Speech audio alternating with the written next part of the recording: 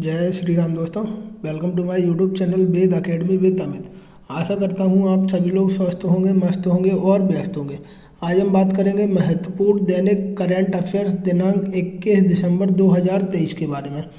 आगे बढ़ने से पहले आप सभी लोगों से हमेशा की तरह एक निवेदन करना चाहूँगा कि आप शुरू से लेकर अंत तक हमारे साथ बने रहें और इस पूरे वीडियो का, जो कि आपके लिए बहुत मेहनत से तैयार किया गया है, उसका पूरा लाभ उठाएं। ठीक है, तो चलिए शुरू करते हैं। बिना किसी विलंब के बढ़ते हैं हम आज के हमारे पहले प्रश्न की तरफ।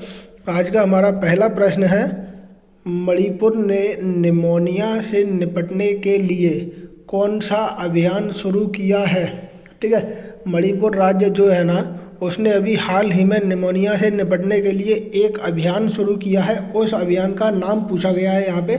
उस अभियान का नाम क्या है? तो वो अभियान है सांस अभियान। कौन सा अभियान है? सांस अभियान, जिसमें सांस का पूरा रूप क्या होता है? Social awareness and action to neutralise pneumonia successfully.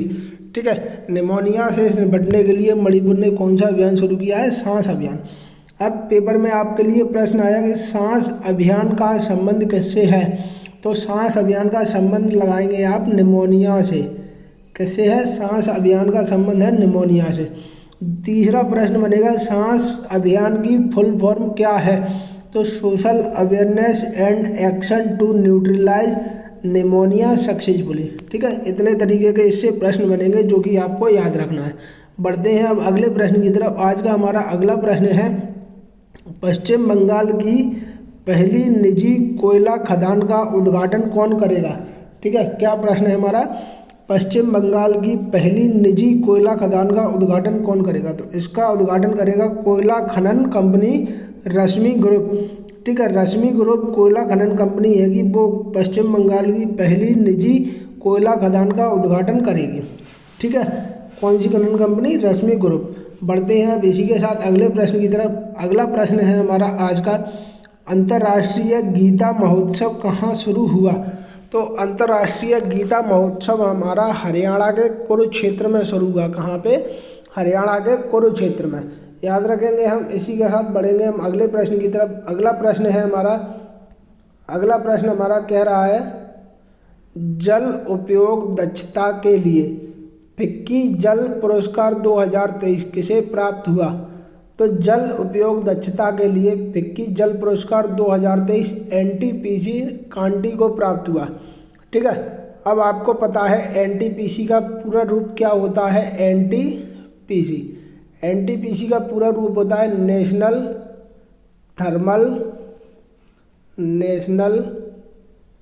Thermal power corporation. क्या? National thermal power corporation NTPC का पूरा रूप होता है। याद रखेंगे हम। बढ़ते हैं अब अगले प्रश्न की तरफ। अगला प्रश्न है हमारा आज का, इंडियन स्ट्रीट प्रीमियर लीग में मुंबई टीम के मालिक कौन बने हैं? तो इंडियन स्ट्रीट प्रीमियर लीग में मुंबई टीम के मालिक बने हैं अभी हाल ही में अमिताभ बच्चन। ठीक है, कौन बना है? अमिताभ बच्चन। और एक कौन सी लीग है? Indian street premier league. IPL नहीं है, इंडियन प्रीमियर लीग नहीं है, ये स्ट्रीट प्रीमियर लीग है। याद रखना है आपको। इंडियन स्ट्रीट प्रीमियर लीग में अगर मुंबई का मालिक पूछा जाता है तो अमिताभ बच्चन होगा।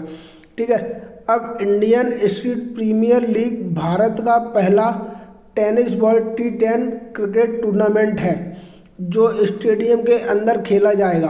देश में इस तरह के पहले टूर्नामेंट का आयोजन 2 से 9 मार्च तक मुंबई में होगा। कब होगा? 2 मार्च से 9 मार्च 2024 तक।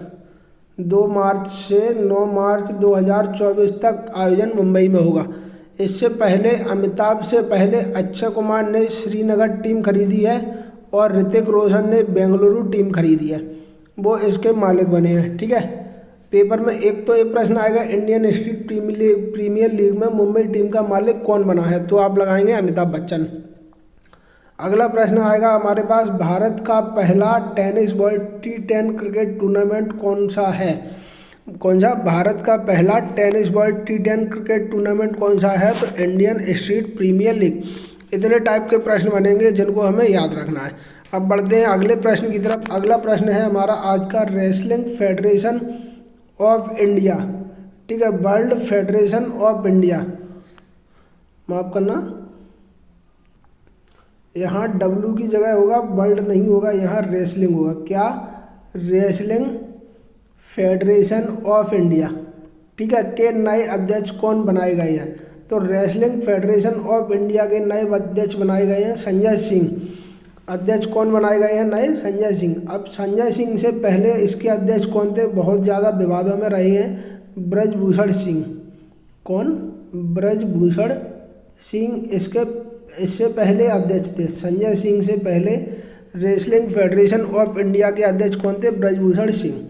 ठीक है, बढ़ते हैं अब आगे अगले प्रश्न की तरफ। अगला प्रश्न है हमारा आज का, इसरो किस वर्ष तक चंद्रमा से नमूने वापस लाने के लिए चंद्रयान 4 लॉन्च करेगा? ठीक है, इसरो ने अभी चंद्रयान लॉन्च किया था, तो अब चंद्रयान 4 कब लॉन्च करेगा? वो वर्ष 2028 तक। वर्ष 2028 तक इसरो चंद्रमा से नमूने वापस लाने के लिए चंद्रयान 4 लॉन्च करेगा। कौन सा चंद्रयान? चंद्रयान 4, इतना याद रखना है आपको। बढ़ते हैं अब अगले प्रश्न की तरफ। आज का अगला प्रश्न है हमारा, सीनियर राष्ट्रीय स्नूकर का खिताब किसने जीता है? या सीनियर राष्ट्रीय स्नूकर विजेता कौन बना है? तो वो विजेता बना है सौरभ कोठारी। सौरभ कोठारी ने हाल ही में सीनियर राष्ट्रीय स्नूकर चैंपियनशिप जीती है, याद रखेंगे हम।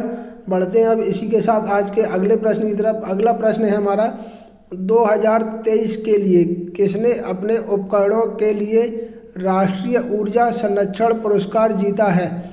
ठीक है, प्रश्न क्या कह रहा है हमारा, 2023 के लिए किसने अपने उपकरणों के लिए राष्ट्रीय ऊर्जा संरक्षण पुरस्कार जीता है? तो क्रॉम्पटन ने, विद्युत उपकरण बनाने वाली कंपनी क्रॉम्पटन ने अपने उपकरणों के लिए राष्ट्रीय ऊर्जा संरक्षण पुरस्कार जीता है 2023 के लिए।